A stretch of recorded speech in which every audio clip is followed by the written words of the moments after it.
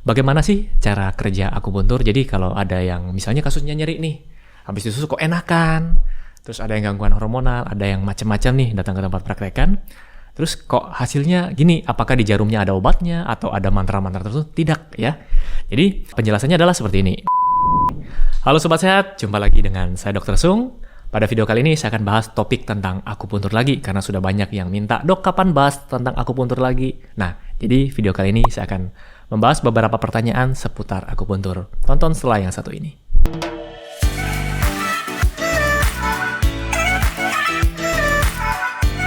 Oke, jadi di sini sudah saya buat beberapa pertanyaan dan jawabannya juga ya, supaya tidak kesana kemari.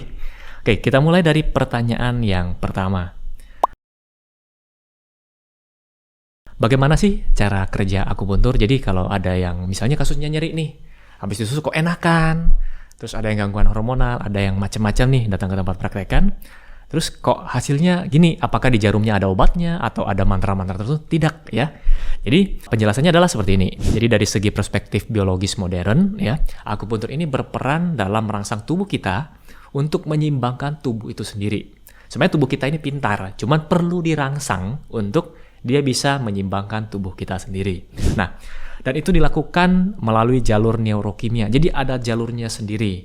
Jadi jalur neurokimia yang kompleks. Kemudian jalur ini akan mempengaruhi sistem di dalam tubuh kita, baik itu sistem saraf kita, kemudian apalagi sistem kekebalan, kemudian ada proses inflamasi di sana ya.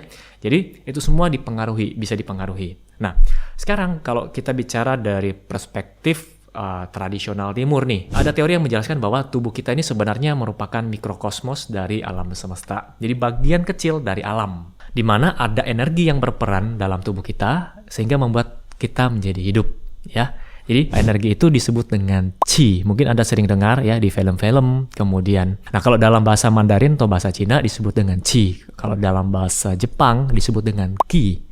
Nah, mungkin ada beberapa yang baru dengar, mungkin ada yang sudah familiar. Mungkin kita sebut juga dengan bioenergi atau energi kehidupan. Nah, itulah qi tadi. Nah, qi atau energi itu berjalan dalam tubuh melalui jalurnya masing-masing. Nah, jalurnya ini kita sebut dengan jalur meridian atau meridian pathway. Mungkin saya bisa ibaratkan kalau jalurnya ini adalah rel kereta api, sedangkan energinya itu adalah kereta api itu sendiri. Dan kemudian ada titik-titik akupunturnya. Jadi di sepanjang rel itu, di sepanjang jalur meridian, ada beberapa titik-titik akupuntur. Atau kita sebut dengan stasiun kereta apinya, tempat berkumpulnya energi. Nah, kurang lebih gambarannya seperti itu. Nah, ketika titik itu dirangsang, jadi dengan rangsangan yang spesifik, ini akan mempengaruhi, tentu saja sesuai dengan target apa yang kita mau. Kita mau perbaiki nih misalnya sakit kepala. Kita bisa menggunakan titik yang berada di tangan kita. Jadi, ada titik jauhnya kita sebut dengan titik jauh, ada yang titik lokalnya yang di kepala sendiri. Jadi kita rangsang, kita mau capai targetnya adalah mengurangi nyeri kepala, seperti itu. Jadi cara kerjanya seperti itu. Terus yang kedua, apakah akupuntur menyakitkan? Mungkin dalam bayangan Anda kalau namanya ditusuk jarum kan artinya akupuntur adalah penusukan jarum ya. Kalau akupressure kan penekanan, pressure ditekan. Sedangkan banyak orang yang kalau dengar kata jarum udah takut duluan nih. Mungkin trauma masa kecilnya. Jadi waktu dulu ada imunisasi ya di sekolah, waktu kita masih SD, itu ada yang lari sampai sembunyi di toilet, ada yang kabur sampai panjat pagar ya. Nah, dengar kata jarum banyak orang yang takut, tapi ada yang ya udahlah pasrah aja, apa boleh buat, kan pengen sembuh gitu. Jadi di sini saya mau jelaskan bahwa ukuran dari, kalau ini pensil ya, ukuran dari jarum akupuntur itu dibandingkan dengan jarum suntik itu berbeda jauh. Anda bisa lihat gambarnya di sini. Jadi ukurannya berbeda jauh dan ketika ditusukkan memang ada rasa sedikit kayak celekit, kayak digigit semut lah orang bilang. Ada juga beberapa orang yang tidak terasa gitu. Tiba-tiba, loh dok udah ditusuk jarumnya. Oh kok tidak kerasa ya gitu. Jadi ini menurut pengalaman pribadi saya ya. Jadi kalau ditanya apakah menyakitkan, sebenarnya akupuntur ini merupakan terapi yang menenangkan, yang merelakskan ya. Jadi bahkan ada beberapa pasien yang setelah ditusuk jarum, kemudian kan kita tinggal sebentar tuh, sekitar 15-20 menit, ada yang pasiennya sampai tertidur, sampai pulas. Nah, kemudian setelah bangun, nyerinya mulai berkurang. Intinya membuat pasien menjadi lebih rileks. Jadi kalau ditanya apakah menyakitkan, jawabannya tidak ya. Nah, tapi kembali lagi setiap orang akan berbeda, tergantung. Sebenarnya yang bikin ini menegangkan adalah pikirannya, ya. Jadi bukan jarumnya. Oke, pertanyaan berikutnya.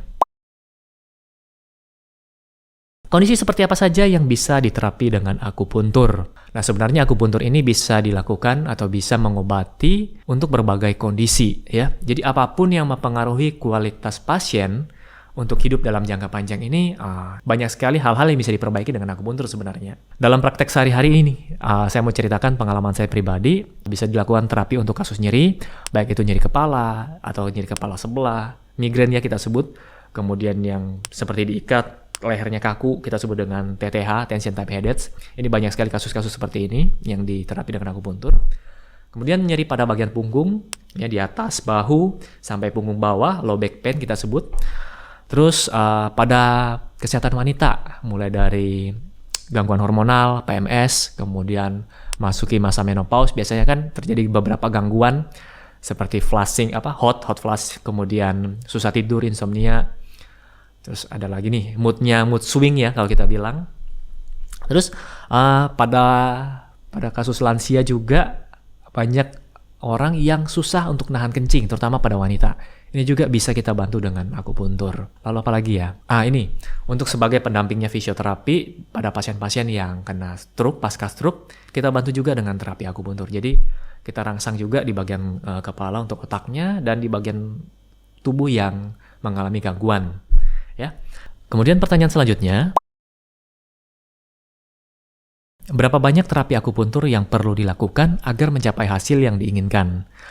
Jadi kalau ditanya berapa kali dok saya harus terapi, satu sesi itu berapa lama gitu. Jadi satu sesi akupuntur itu kurang lebih sekitar 15 menitan lah. Itu terapinya ya. Kalau kita tambah dengan anamnesa, kita tanya-tanya dulu, kita periksa dulu, kurang lebih sekitar sediakan waktu 30 menit. Nah, kalau ditanya berapa kali untuk mendapatkan hasil yang efektif atau berapa kali supaya saya bisa sembuh, ini tentu saja setiap orang akan berbeda-beda, tergantung lagi nih. Jadi kadang saya agak susah langsung menjawab sekian kali, gitu, nggak bisa. Karena saya harus dilihat dulu kondisi pasiennya. Jadi kita akan tanya dulu berapa lama sudah mengalami penyakit tersebut, kemudian kondisi keseluruhannya bagaimana, ya. Jadi karena itu akan kita gunakan untuk penilaian. Nah, setelah itu biasanya kita akan lakukan, kalau kita di Indonesia sebut serangkaian terapi atau satu paket terapi gitu. Sama seperti kita mengkonsumsi antibiotik, kan itu tidak mungkin sekali minum, lantas tenggorokan Anda atau batuk pilek Anda sembuh gitu. Kan harus ada sekian hari, satu hari misalnya 3 kali 1, selama 5 hari atau 7 hari misalnya, kalau antibiotik seperti itu. Sama akupuntur pun seperti itu, biasanya dilakukan terapi pertama kali, sudah berkurang nih nyerinya, kalau yang kasus nyeri. Nah, itu dilakukan serangkaian, biasanya saya sarankan sekitar 6 kali, tapi pertemuan pertama biasanya sudah kelihatan hasilnya.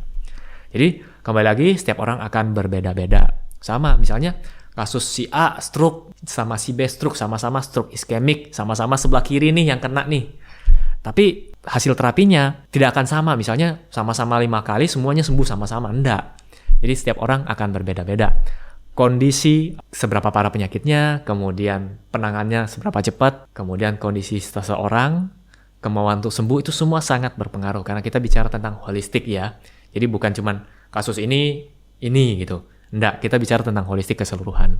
Oke, mungkin itu aja pertanyaan-pertanyaan seputar akupuntur yang saya bahas di video kali ini. Dan buat Anda yang masih punya pertanyaan lain, silakan komen di bawah. Saya akan bahas di video yang selanjutnya. Oke, sampai jumpa di video saya selanjutnya. Salam hebat luar biasa.